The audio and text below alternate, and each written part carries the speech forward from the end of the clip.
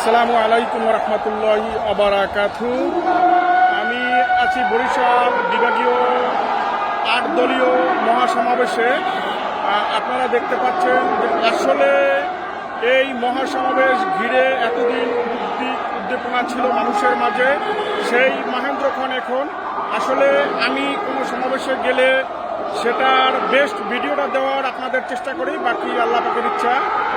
আমি অনেক দূর থেকে ভিডিওটা কাভার দিচ্ছি। আসলে আজকে জনসভায় কি পরিমাণ লোকারণ্য হয়েছে তা আসলে আমি বলতে পারবো না। আমি যেই বিল্ডিংয়ে উঠেছি এই বিল্ডিংয়ের মালিক, তার বয়স ৬০ থেকে ৬৫ বছর হবে।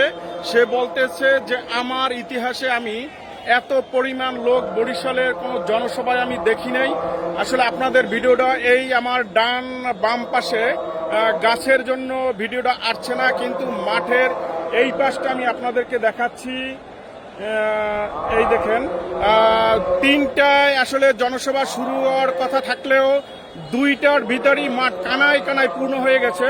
মাঠ কানায় কানায় পূর্ণ হওয়ার পরে আসলে আপনারা দেখতে পাচ্ছেন যে আমার ডান পাশটা এটা লঞ্চ ঘাটের দিকে গেছে। এই রোডটা লঞ্চ ঘাট পর্যন্ত লোকের লোকারণ্য। তারপরে আপনাদেরকে আমি বাম ছাড়টা দেখাচ্ছি। বাম ছাড়ে আপনার এদিকে আপনার শেরেবাংলা মেডিকেল কলেজ, একেবারে শেরেবাংলা মেডিকেল কলেজ হয়ে সাগরদ্বীপ পর্যন্ত লোকারণ্য। গাড়ি, ভ্যান, বাস কোনো কিছুই আসলে লোকের জন্য চলতে পারতেছে না। যে আসলে কি পরিমাণ লোক এই জনসভায় আসলে উপস্থিত হয়েছে, যা আসলে আপনি নিজ চোখে না দেখলে বলতে পারবেন না। এই যে মূল এটা হলো স্টেজ। এখানে ৮ দলীয় নেতা, যত নেতা আছে বিভাগীয়, জেলা পর্যায়ের, থানা পর্যায়ের নেতাকর্মীরা এখানে উপস্থিত আছেন।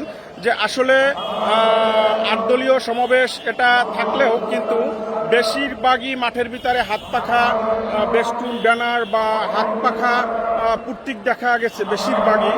যেহেতু সবাই বলে থাকে যে আসলে বরিশাল চরমনাই হুজুরের ঘাঁটি বলতে একটা কথা আছে, সেই কথাটাই আসলে বাস্তব রূপ নিয়েছে আজকে। আর মাঠ থেকে যেটা জনগণ বা সাধারণ আপামর জনগণ যেটা বলতে চাচ্ছে যে আগামী নির্বাচনে আসলে তারা ইসলাম পন্থা ঘরানার মানুষকে দেখতে চায়, ইসলাম পন্থার সংসদ আসনগুলো তারা দেখতে চায়। তারা এমপি, মন্ত্রী সব মিলিয়ে তারা ইসলামকে আসলে ক্ষমতায় দেখতে চায়। কোনো চাঁদাবাজ, কোনো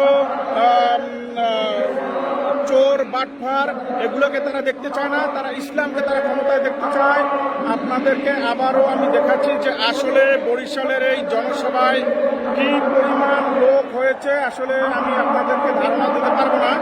ভিডিওতে যেটা ধারণা দিতে পারছি এতটুকু, কিন্তু আসলে বলতে পারবো না যে কি পরিমাণ লোক আসলে এই জনসভায় হয়েছে।